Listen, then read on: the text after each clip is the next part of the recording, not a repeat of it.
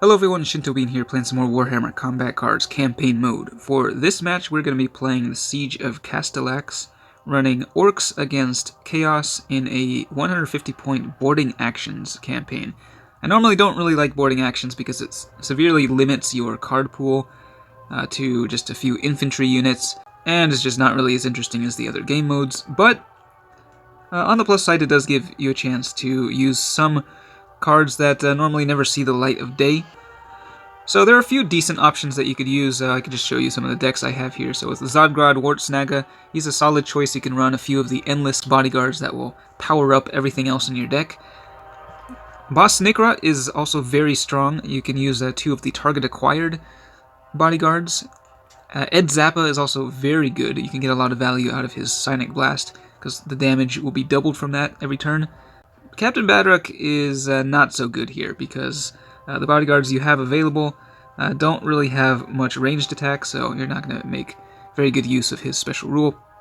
But for this one, I'm going to run something kind of ridiculous, and that is a turn 1 Ghazgkhull Thraka, which is kind of a terrible idea. I just want to see what happens. I was tempted to run all 4 of the healers and just heal him as much as possible, but the healing units don't really have much hitting power, so I'm just going to run 2 of the Pain Boys. We got Mad Doc Grotznik and the original Pain Boy here.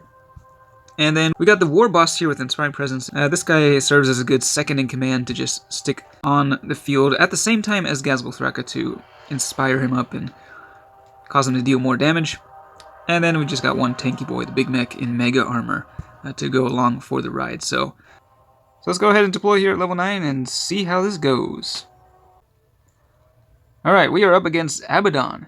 Now, Abaddon is actually a warlord that you do want to deploy turn 1 if you have enough support for him. I've been using that turn 1 Abaddon build in ranked mode, and it actually was able to ascend higher than almost any other deck I have, so very strong and quite fun to use. Now, we're going to go ahead and drop the War Boss here on turn 1, and let's go with this Pain Boy, I think. Throw him over there, and then we're just going to drop Ghazgkhull Thraka and see how many guys he can take down.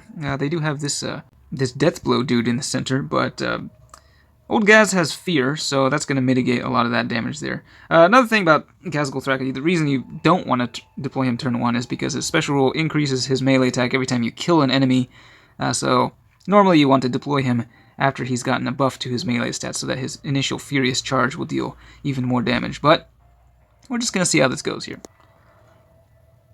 So there's the big boss descending to the battlefield, getting inspired up by the War Boss, so he's going to be doing a little bit more damage. In fact, I think he will take down that bodyguard in the center lane with the Furious Charge. The enemy does get the first turn though, so just 20 damage there, 10 to the sides, 10 attack stats, well 10 melee stats to Ghaz. I'm still a bit bummed that they haven't come up with a unique special rule animation for Ghazgkhull Thraka. Such an iconic warlord, you know, after 3 years you'd think that they would have something for him, but I'm afraid not. Okay, we're just gonna go melee this entire match, and yeah, hopefully we can take these guys down in quick order. If they go ranged, then Ghaz will be able to finish off that Rubric Marine with the... Oh, no, they're going melee. Okay. Alright, fair enough. Dealing a lot of damage to that Pain Boy. He was actually able to take down that Berserker with the counterattack. And that's a 30 to the melee stats on Ghaz this turn. He's now at 156. 3 more bodyguards coming down. I think, if I remember correctly, the enemy is not actually limited to the same number of bodyguards for boarding actions. I think they can have actually more than 6 bodyguards. But yeah, we'll go ahead and keep up the melee attacks. It looks like we will take down that guy in the center, which will bring out Abaddon. So it'll be Abaddon versus Ghaz. And we do want that Pain Boy to die, so that we can bring out another healer, but we'll see. I think they will most likely go Psychic here. Which means Abaddon's special rule isn't going to be going off. So yeah, he goes down. Ghaz has hardly taken any damage because he's just wiping out everything in the in the center. That fear really does help a lot. We'll drop Mad Dog Grotsnik for some more healing. And that's another 73 health to Ghaz, putting him at exactly 400. Of course, his damage is getting reduced now by the enemy fear. That's a 40% reduction there. Still able to deal 100 damage, though. Actually, a little bit more, thanks to that kill right there. So 110. And now he is at pretty massive amount of stats. 120. That's after the 40% reduction. So, yeah, just go Psychic, and we can end with a slightly charged ranged attack. Or just keep smashing everything with melee. So yeah, I think that's what we're going to do here. Grotsnik landing the killing blow on Abaddon.